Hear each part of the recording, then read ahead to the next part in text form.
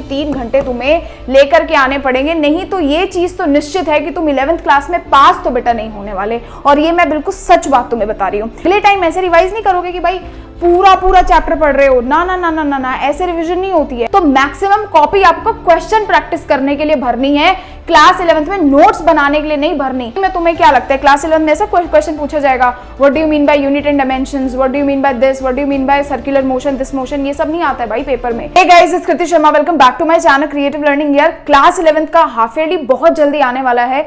मुझे तुम्हारी situation exactly पता है कि कैसे तुम लोगों का पीरियोडिक टेस्ट बिल्कुल अच्छा नहीं हुआ, बच्चों ने अपने मार्क्स भेजे, उनके किसी के 20 में से 3 मार्क्स आ रखे हैं, किसी का 4 आ रखा है। बहुत सारे ऐसे स्टूडेंट्स हैं जिन्होंने बहुत ज्यादा अपना टाइम वेस्ट किया है और अब ये सिलेबस तुम्हें इतना ज्यादा पहाड़ की तरह दिख रहा है कि वो खत्म नहीं हो रहा है। डिमोटिवेटेड हो, डिप्रेस्ड हो, तुम्हें लग रहा है अब कोई होप नहीं है, अब हम कैसे पढ़ पाएंगे, कैसे जो हमारा टारगेट है उसको अचीव कर पाएंगे, क्या पास भी हो पाएंगे, पहला सवाल तो ये है। तो यार, जब तक मैं यहाँ पे एज अ मेंटोर खड़ी हूँ, मेरा रिस्पॉन्सिबिलिटी है तुम्हें हर एक उस बुरी सिचुएशन से बाहर निकालना जहां पे तुम हो। तो ये जो मैं हाफ ईयरली रोड मैप देने वाली हूँ, ये एग्जैक्ट वो रोड मैप है जो मैंने मेरे क्लास 11th में फॉलो किया था। यानी कि ये पूरा रोड मैप 100% प्रैक्टिकल है और फॉलो किया जा सकता है। बस आपको मेरी बातों को ध्यान से समझना है। इसमें मैं ये भी बताऊंगी कि कैसे आपको चैप्टर को अप्रोच करके चलना है, क्योंकि जब आपका समय कम होता है तो आप सारा चैप्टर्स नहीं पढ़ते हो। वो भी मैं आपको एग्जैक्ट एक चीज बताऊंगी, कब होमवर्क करना है, ट्यूशन स्टडीज, सेल्फ स्टडीज, हर एक चीज को करेंगे। तो आप ध्यान से मेरी बात सुनना। बात करते हैं यार हाफ ईयरली के रोड मैप में। सबसे पहले यार टाइम मैनेजमेंट समझना जरूरी है। बच्चा गलती क्या करता है, बच्चा पहले घर आता है, अपना होमवर्क खोल के बैठता है, ट्यूशन का डीपीपी खोल के बैठता है, असाइनमेंट खोल के बैठता है। बेटा ये काम नहीं करने हैं, ये सारे काम तुम्हें एग्जॉस्ट कर देंगे। जब तक तुम 200 जगह पढ़ने जाओगे लेकिन घर में आके खुद से बुक नहीं खोलोगे ना, वो तुम्हारे दिमाग में नहीं जाने वाली। क्लास 11th में सबसे इंपॉर्टेंट चीज जो है वो है तुम्हारी सेल्फ स्टडी, और इस बात को अपने दिमाग में घुसा लो। सबसे पहले जो चीज तुम्हें करनी है वो है सेल्फ स्टडी। पहली प्रायोरिटी तुम्हारी सेल्फ स्टडी पे होनी चाहिए कि भाई ये सेल्फ स्टडी का टाइम मैं कैसे निकालूं। अब उसके लिए एक चीज कॉम्प्रोमाइज हो सकती है, स्कूल नहीं पढ़ाया जा रहा है मत जाओ, लेकिन सेल्फ स्टडी के 3 आवर्स की फाइट बेटा तुम्हें कहीं ना कहीं से करनी पड़ेगी। ये 3 घंटे तुम्हें लेकर के आने पड़ेंगे, नहीं तो ये चीज तो निश्चित है कि तुम 11th क्लास में पास तो बेटा नहीं होने वाले। और ये मैं बिल्कुल सच बात तुम्हें बता रही हूँ। दूसरी चीज क्या है, जो तुम्हारे स्कूल एंड कोचिंग में चीजें चलती है ना, उस पर 2nd नंबर पे फोकस करना है। मतलब कि जो कोचिंग में जितना टीचर पढ़ा रहा है उतना बिल्कुल ध्यान से पढ़ना है। स्कूल का मतलब क्या हुआ, जब स्कूल जा रहे हो टीचर पढ़ा रहे हो, ध्यान से पढ़ना है। साथ में जितना होमवर्क मिल रहा है बेटा वो यहीं पर करके आओ, घर पे आके नहीं करो, या फिर कब करेंगे, लास्ट में करेंगे। जो मैंने लिखा हुआ है होमवर्क, पूरे दिन में सबसे लास्ट प्रायोरिटी तुम्हारी होमवर्क होनी चाहिए कि भाई मुंह धो के भी तुम्हें होमवर्क करना पड़े बट करो, लेकिन पहले करके अपना सारा टाइम मत खराब करो। तुम क्लास 11th में हो, अपने 11th क्लास की सीरियसनेस को समझो, अपने सिलेबस को समझो। होमवर्क करके टीचर को इंप्रेस करने में तुम्हें कुछ नहीं मिलने वाला, ये चीजें याद रखो। अब मैं आपको बताने वाली हूं वीक वाइज कि अब आपको अपने टाइम को कैसे डिवाइड करना है, कैसे कैसे आप अपने चैप्टर्स कवर कर सकते हो, 1 वीक में कितने चैप्टर्स कवर करने हैं, ये सब अब डिस्कस करते हैं। इससे पहले यार एक अपडेट है, जितने भी क्लास 11th के स्टूडेंट्स हैं जो जिन्होंने कॉमर्स ऑप्ट किया है और आगे चल के सीए, सीएफए, बिजनेस एनालिस्ट, इन सब पोजीशंस पे जाना चाहते हैं, बेटा एक चीज तो सबको पता है, 10th तक जो तुमने मजाक करना था कर लिया। 11th क्लास से कॉन्सेप्ट अगर नहीं आता तो बहुत डिफिकल्ट होती है आगे चल के फाइट करने में, अच्छी जगह में पोजीशन होने में। तो इसीलिए जो फिजिक्स वाला है यानी कॉमर्स वाला ने लॉन्च करे हैं अपने 2 बैचेस क्लास 11th के कॉमर्स के स्टूडेंट्स के लिए, जिसमें आपके तीनों subjects business, accounts and economics को डिटेल्ड आप लोगों को पढ़ाया जाएगा। 11th एंड 12th दोनों। 11th के बैच का नाम आरंभ है और 12th के बैच का नाम कौटिल्य है। इन बैचेस के फीचर क्या है, मैं आपको रिकमेंड क्यों कर रही हूं। सबसे पहले 24/7 डाउट सॉल्विंग सेशन। आप जितने बार अपने लाइव और रिकॉर्डेड लेक्चर्स हैं उनको देख सकते हो। थर्ड है यार, आपको वीकली असाइनमेंट्स और डेली प्रैक्टिस पेपर्स मिलेंगे जिनको आप प्रैक्टिस कर सकते हो। ये सारे के सारे फीचर्स आपके आरंभ के हैं। ये बैच कुछ 12,000 का है बट डिस्काउंट में आपको 4500 का पड़ रहा है। इसका जो प्रो वर्जन है इसमें कुछ और एडवांटेजेस हैं, जैसे कि आपको इसके साथ साथ ये वाला बैच अगर लेते हो तो आने वाले जितने भी बैचेस आएंगे वो सारे आप फ्री में एक्सेस कर सकते हो। दूसरा, जितनी भी बुक्स हैं उसकी हार्ड कॉपीज आपको डिलीवर की जाएगी। तीसरा, कोई भी अगर आप सब्जेक्टिव टेस्ट देते हो तो उसका कंप्लीट एनालिसिस भी आपको मिलने वाला है। सेम यही फीचर आपके क्लास 12th के कौटिल्य बैच में भी है, जिसमें आपको ये सारे एडवांटेजेस मिलने वाले हैं। मेरे हिसाब से इतना अफोर्डेबल बैच अभी कहीं पर भी अवेलेबल नहीं है। इस समय तुम्हारा मिशन अपने बेस को स्ट्रॉन्ग करना होना चाहिए, इसीलिए मैं तुम्हें ये बैचेस रिकमेंड कर रही हूं। और मैं कोई भी चीज जब रिकमेंड करती हूं बहुत सोच समझ के रिकमेंड करती हूं।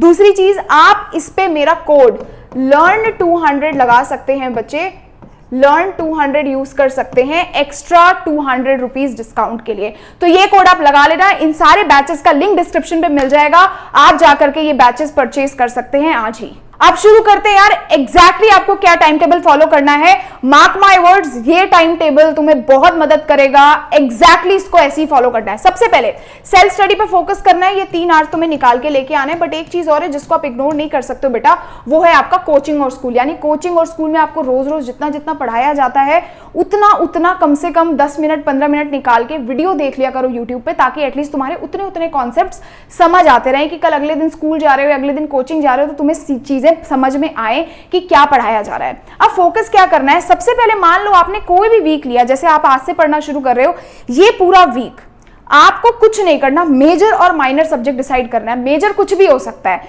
साइंस वाले बच्चों के लिए मान लो फिजिक्स मेजर है, कि फिजिक्स में आप कोई एक टफ चैप्टर उठाओगे जो आपको बहुत ज्यादा टफ लगता है। मैं भी ऐसी करती थी, आपने फिजिक्स का एक बहुत टफ चैप्टर उठाया, साथ में आपने केमिस्ट्री का एक आसान चैप्टर उठाया। ऑल्दो 11th में कुछ आसान नहीं है, बट एक ऐसा चैप्टर जो आपको थोड़ा बहुत आता है, थोड़ा बहुत सही लगता है, ईजी लगता है, वो चैप्टर उठाया। और तीसरा, आपको मैथ्स पकड़नी है।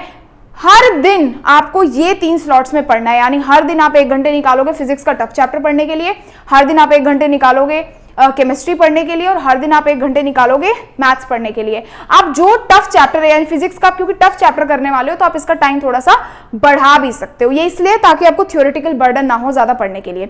आपको 1 हफ्ते के लिए बच्चे वो पूरा का पूरा सिलेबस पढ़ना है। अब ये हफ्तों में भी ये 6 दिन आपको कैसे डिवाइड करने हैं वो भी बताऊंगी, बट उससे पहले वीक आपने ये किया, नेक्स्ट वीक में इसको स्विच कर दो। फिजिक्स का कोई इजी चैप्टर पकड़ लो, केमिस्ट्री का कोई टफ चैप्टर पकड़ लो, और मैथ्स आराम से अपना कोई भी जो चैप्टर तुम करना चाहते हो उसको हर दिन सॉल्व करना स्टार्ट कर दो। संडेज वाले दिन तुम्हारा कंप्लीट रिवीजन होगा। उस दिन तुम कुछ नहीं करोगे, केवल और केवल अपनी पढ़ी हुई चीजों को रिवाइज करोगे, और तुम्हारा कोई एक्स्ट्रा होमवर्क, असाइनमेंट या अपकमिंग टेस्ट है उन सबकी प्रिपरेशंस करोगे। ये तुम्हारा फोकस हो गया। कई बार ऐसा हो सकता है कि यार इस वाले पोर्शन में तुम्हें लगे कि मैं ये सिलेबस करूं कैसे, यानी कि कई बार हो सकता है तुम्हारे पास टाइम ना हो ये करने का, बट ये बेटा पत्थर की लकीर है, ये होना ही चाहिए किसी भी तरीके से। अगर मैं बोल रही हूँ फिजिक्स का एक चैप्टर 1 हफ्ते में करना है, टफ चैप्टर, तो करना ही पड़ेगा, इसका कोई गोइंग बैक नहीं है, इसको करना ही है। अब चाहे उसके लिए तुम 1 दिन स्कूल से छुट्टी लो, मैंने तुम्हें पहले ही प्रायोरिटी टेबल सेट कर दिया कि भाई सबसे पहले प्रायोरिटी सेल्फ स्टडी है, ये ऐसे करके कवर होना चाहिए। यानी हर वीक में तुम्हारा एक टफ फिजिक्स का चैप्टर कंप्लीट हो रहा है, एक इजी केमिस्ट्री का चैप्टर और एक मैथ्स का चैप्टर। अगले हफ्ते तुम्हें ये चीज स्विच कर देनी है। अब बात जो मेजर आती है वो ये आती है कि इस पार्ट को कैसे डिवाइड करना है। मैं क्या करती थी, पहले 2 दिन सिर्फ मैंने देखने 1 शॉट लेक्चर। उन 2 दिनों में मैंने इतने ध्यान से 1 शॉट लेक्चर देखने हैं, बिल्कुल जबरदस्त तरीके से कॉन्सेप्ट को समझ के, क्योंकि आखिरी में तुम्हें क्या लगता है, क्लास 11 में ऐसा क्वेश्चन पूछा जाएगा, what do you mean by unit and dimensions, what do you mean by this, what do you mean by circular motion, this motion, ये सब नहीं आता है भाई पेपर में पूछे जाएंगे तुमसे जबरदस्त कॉन्सेप्ट, घुमा फिरा के क्वेश्चन। वो 10th वाला सिस्टम हट गया, तो रटना छोड़ दो, डेफिनेशन रटने की कोई जरूरत नहीं है, ये सब करने की कोई जरूरत नहीं है। तो सबसे पहले क्या करती थी, मैं हर दिन लेक्चर देखती थी, और जैसे ही 1 शॉट देखती थी उसके 15 मिनट निकालती थी उन जो पढ़ाए उसको रिवाइज करने के लिए। सेम नेक्स्ट डे में भी मैंने सेम काम करना है, 45 मिनट्स तक दोबारा से 1 शॉट देखना है, 15 मिनट्स तक उसका जो मैंने पढ़ा सारा वो रिवाइज करना है। अब सिर्फ देखना नहीं है, साथ में एक बेसिक सा काम करना है। जैसे मैं तुम्हें दिखा देती हूँ, फॉर एग्जाम्पल ये तो मैंने नोट्स क्लास 10th के बनाया, बट एक ऐसा व्हाइट पेपर लिया तुमने, जो भी तुम्हें टीचर सामने पढ़ा रहा है उसको स्क्रिबल करते जाना है, शॉर्ट फॉर्म में स्क्रिबल करते जाना है, शॉर्ट फॉर्म में स्क्रिबल करना है, ताकि एटलीस्ट तुम्हारे पास पूरे लेक्चर का एक समरी हो 2 से 4 पेज के अंदर, जो तुम्हारे पास पढ़ी होगी, जिसमें तुम्हें पता होगा कि एग्जैक्टली भाई इस पूरे चैप्टर्स में मैंने पढ़ा क्या क्या। वो एक समरी वाली ऐसे 2 पेजेस तुम्हें व्हाइट पेजेस प्रिपेयर कर लेने हैं पढ़ते पढ़ते। अब बाकी के 4 दिन तुम्हें क्या करना है? अब क्लास 10th में तुम्हें जैसे मैंने बताया कि भाई 20% आपके नोट्स हैं, नोट्स का रोल केवल 20% है, 80% जो रोल है वो आपका कॉन्सेप्ट का और क्वेश्चन प्रैक्टिस का है। तो मैक्सिमम कॉपी आपको क्वेश्चन प्रैक्टिस करने के लिए भरनी है, क्लास 11th में नोट्स बनाने के लिए नहीं भरनी। एक बार लास्ट ईयर अपने सीनियर से क्वेश्चन पेपर मांग के देखना, देख के बताना मेरे को उसमें कितने थ्योरी के क्वेश्चंस आए हैं, सारे ही न्यूमेरिकल घुसा रखे होंगे टीचर्स ने। तो वो चीज याद रखना कि 20% ही आपको नोट्स पे फोकस करना है कि मैं डिटेल्ड नोट्स बना लूं, ये बना लूं, वो बना लूं, कोई टाइम पास करने की जरूरत नहीं है। फोकस आपको मेजर करना है कॉन्सेप्ट बिल्डिंग और 80% क्वेश्चन सॉल्विंग में। तो बाकी के जो बचे हुए 4 दिन है, सबसे पहले 4 के 4 दिन आपको एक चीज तो फिक्स रखनी है, स्टार्टिंग के 20 मिनट रिवीजन के लिए हर दिन आपको वो पर्टिकुलर चीज जो पढ़ी है वो रिवाइज करनी है, उसका कॉन्सेप्ट दोबारा से समझना है, कोई चीज में डाउट है उसे दोबारा से रिपीट करो। ये 4 डेज आपको ये काम करना है। बचे हुए टाइम में पहले दिन आपको एनसीईआरटी के इंटेक्स्ट एक्सरसाइजेस, बैक एक्सरसाइजेस 1 या 2 दिन में ये करना है, और बाकी के टाइम रिवीजन के साथ साथ 20-20 मिनट रिवीजन कर रहे हो, जो बचा हुआ टाइम है उसमें सिर्फ और सिर्फ क्वेश्चन लगाने हैं। ऐसे होगा आपका एक चैप्टर।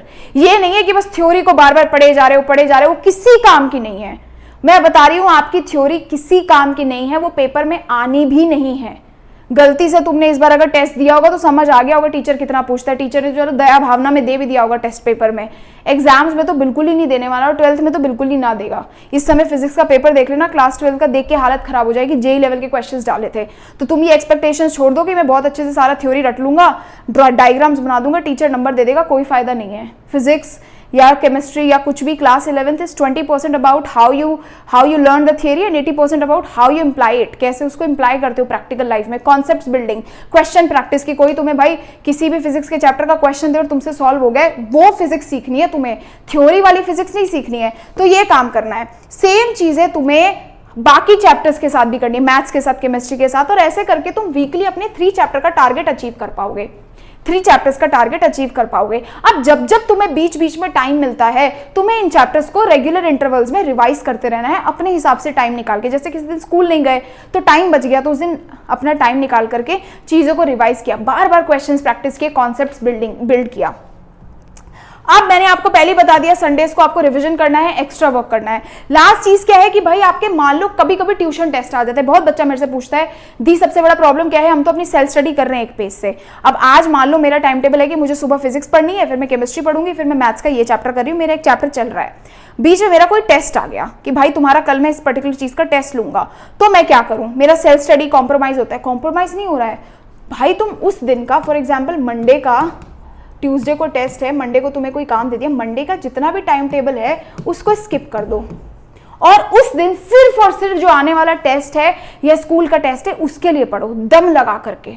क्योंकि इवेंचुअली जो तुम्हारे स्कूल में या ट्यूशन में टेस्ट हो रहे हैं वो भी तो तुम्हारे एग्जाम्स में आने ही वाला है, और कभी ना कभी तो तुम ये जो स्कूल या ट्यूशन के टेस्ट हैं वो कभी ना कभी तो तुम पढ़ने वाले हो ही वैसे भी सेल्फ स्टडी में। तो बस तुम्हारा टाइम बचेगा, जब तुम्हारे वो चैप्टर्स आएंगे तो तुम कम टाइम में उसको सॉल्व कर पाओगे। तो एक दिन अपना प्लान आगे शिफ्ट कर लो, लेकिन ये ट्यूशन और स्कूल के टेस्ट को 100% डेडिकेशन और बेहतरीन तरीके से पढ़ के दो। उसमें ये मत सोचो मेरा सेल्फ स्टडी कॉम्प्रोमाइज हो रहा है, कोई बात नहीं भाई, ये भी तुम्हारा पार्ट है, ये भी तुम्हारे स्कूल टेस्ट में आने ही वाला है कुछ भी करके। तो इस चीज का बेटा फोकस करना, और ऐसे अगर इस टाइम के हिसाब से जो चलोगे, जो मैंने तुम्हें बताया कि 2 दिन तुम्हें 1 शॉट वीडियोस देखने हैं, नोट्स बनाने हैं, लास्ट के 4 दिन तुम्हें करते जाना है टॉपिक्स। बस एक चीज और है जो मेरी तरफ से टिप है, मैंने इसमें लिखी नहीं है, वो ये है एक चार्ट प्रिपेयर करना। जब भी पढ़ रहे हो बेटा, जब भी पढ़ रहे हो तो क्वेश्चन प्रैक्टिस जब करोगे ना तो तुम्हें मालूम पड़ता रहेगा। टीचर्स क्लास में बोलते रहते हैं ये इंपॉर्टेंट है, कोचिंग वाले बोलते हैं ये इंपॉर्टेंट है। एक अलग से लिस्ट बना के रखो हर एक चैप्टर से इंपॉर्टेंट टॉपिक्स की, कि भाई मेरा अगर पहला चैप्टर है फिजिक्स का डायमेंशंस वाला, तो उसमें क्या क्या चीज़ें इंपॉर्टेंट है, वही इंपॉर्टेंस के अकॉर्डिंग आप अगले टाइम रिवाइज करोगे। अब अगले टाइम ऐसे रिवाइज नहीं करोगे कि भाई पूरा चैप्टर पढ़ रहे हो, ना ना ना ना ना ना, ऐसे रिवीजन नहीं होती है। आपने बच्चे केवल और केवल जो इंपॉर्टेंट टॉपिक्स है ना वो मल्टीपल टाइम्स अच्छे तरीके से रिवाइज करने हैं, और बाकी को हल्का हल्का समझ लेना है। तो eventually you revise 20% of the syllabus, क्योंकि 20% ऑफ द सिलेबस से ही 80% क्वेश्चंस आते हैं। तो वो आपके पास हर एक टॉपिक की लिस्ट होनी ही चाहिए। Chapter wise. और ये आएगी कैसे, जब आप back to back question solve करोगे, तब जब आप रिवीजन करने बैठोगे तो आपको इतनी मोटी बुक रिवाइज ना करके वो कुछ कॉन्सेप्ट्स, वो कुछ टॉपिक्स रिवीजन करने पड़ेंगे जो आपको पता है इंपॉर्टेंट है और पेपर में आएंगे। आ गई आपको बात समझ में? आई होप यार आपको वीडियो अच्छा लगा होगा। नीचे मेरा टेलीग्राम का लिंक है, उसको ज्वाइन कर लेना, क्योंकि उस टेलीग्राम पे मैं बहुत सारी चीजें, बच्चों के नोट्स ये सब शेयर करती हूँ। And I will see you in the next video. Till then thank you so much and bye bye.